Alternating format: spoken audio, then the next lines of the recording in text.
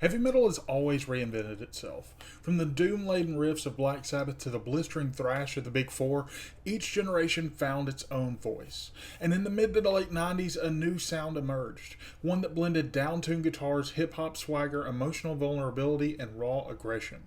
The sound was nu metal. It was controversial, it was divisive, it was often dismissed by critics, but it connected with millions of fans worldwide. Korn, Limp Bizkit, Linkin Park, Slipknot, and System of a Down became household names, dominating MTV, radio, and festivals. For a brief moment, nu metal was the biggest genre in the world, and then, just as quickly as it rose, it collapsed. This is the story of how nu metal rose, conquered, and ultimately burned out. To understand nu metal, we have to go back to the mid-1990s. Metal had fractured, thrash was fading, grunge had taken over the mainstream, and extreme genres like death and black metal were too harsh for wide audiences. Enter Korn. Formed in Bakersfield, California in 1993, Korn took inspiration from metal, funk, hip-hop, and alternative rock. Their self-titled debut in 1994 introduced a new sound. 7-string guitars tuned down to the floor, pounding bass that slapped more than it rumbled, and Jonathan Davis's anguished vocals, ranging from whispers to guttural screams to tormented scat-like bursts. Korn's honesty about trauma, alienation, and inner demons struck a chord with an entire generation. This wasn't about dragons, fantasy, or political rage. This was pain that felt real.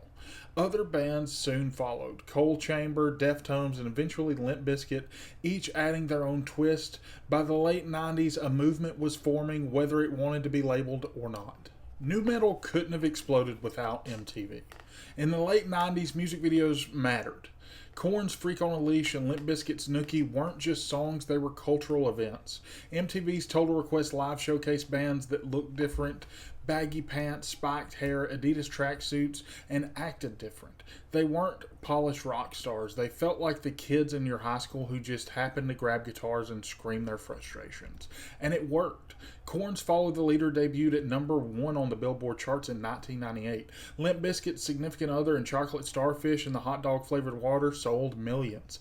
By 2000, nu metal had gone from underground outsider music to mainstream dominance. So what made nu metal different than the other types of metal? They had down-tuned, groove-focused guitars. The riffs weren't technical like thrash or melodic like power metal. They were primal, simple, and heavy. They had hip-hop influence. Rapping, scratching, and DJ elements became more common, especially with bands like Limp Bizkit and Linkin Park. And they had emotional lyricism. Songs were about depression, rage, broken homes, and feeling like an outsider, as well as their fashion and identity. Baggy pants, dreadlocks, spiked hair, chains, and the sportswear replaced the leather and denim of the 1980s. For kids growing up in the late 90s, nu metal felt like theirs. It wasn't their older brother's thrash metal or their parents' classic rock. It was now. It was loud and it was unapologetically raw. While many bands flew the nu metal banner, a few defined the movement. First of all, Korn, the pioneers, dark, heavy, and deeply personal.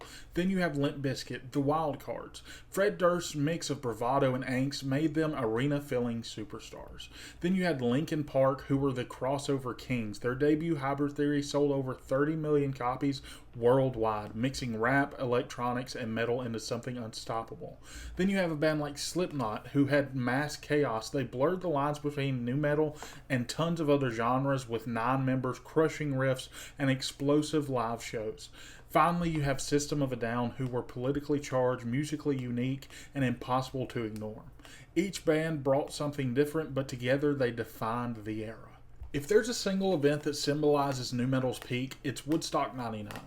The festival was meant to celebrate peace and love, but instead it turned into chaos. Limp Bizkit's set, especially Break Stuff, became infamous. The crowd rioted, fires broke out, and the media painted nu metal as the soundtrack to destruction. For fans, it was catharsis. For critics, it was proof that nu metal was dangerous, dumb, and irresponsible. Either way, nu metal was now the most talked about genre in the world. By the early 2000s, cracks were starting to form. Critics dismissed nu metal as shallow and repetitive. Older metal fans accused it of being fake metal. Bands that once seemed unstoppable began to falter. Limp Bizkit became a punchline. Korn struggled with internal issues. Even Linkin Park, the most polished of the bunch, began to shift away from nu metal after Meteora. The problem was oversaturation. Labels signed every band with a DJ and a drop tune guitar. The market was flooded. What once felt fresh now felt formulaic. And then two cultural shifts sealed nu metal's fate. The rise of metalcore, bands like Killswitch Engage and Avenged Sevenfold brought a heavier, more technical sound that attracted metal fans, and the decline of MTV and TRL. As MTV moved away from music videos and the internet rose, nu metal lost its biggest platform. By the mid-2000s, nu metal was no longer king. Limp Bizkit faded, Korn experimented with dubstep, Linkin Park shifted toward electronic and alternative rock, Slipknot survived, but largely by evolving into something beyond nu metal. The genre that once ruled the world was now seen as a relic of the late 90s and early 2000s. But even in its fall, nu metal truly never died. Today, nu metal is experiencing a quiet revival. Younger bands are starting to openly embrace the style. Older bands like Korn, Deftones, and Slipknot still headline festivals. Even Limp Bizkit has found nostalgic success, playing massive crowds again. For all the criticism, nu metal gave millions of kids a voice. It was heavy music for the misunderstood, the outsiders, and the angry. It might not have had the respect of critics, but it had the love of the fans. And that, in the end, is what makes it legendary. Nu metal rose fast, burned bright, and crashed hard. But for a generation of fans, it was the sound of growing up, of rebellion, and of finding an identity in the chaos. From Korn's 7-string assault to Linkin Park's polished anthems, nu metal defined the late 90s and early 2000s. And whether you loved it or hated it, there was no denying the impact that it made. Thanks for watching. Please like and subscribe if you enjoyed the video, and check me out on my next one. We do a video on this channel every Monday and every Friday. And also check me out on TikTok if you haven't. It played on Repeat Pod. We have metal discussions over there almost every single day. Thanks again. Bye.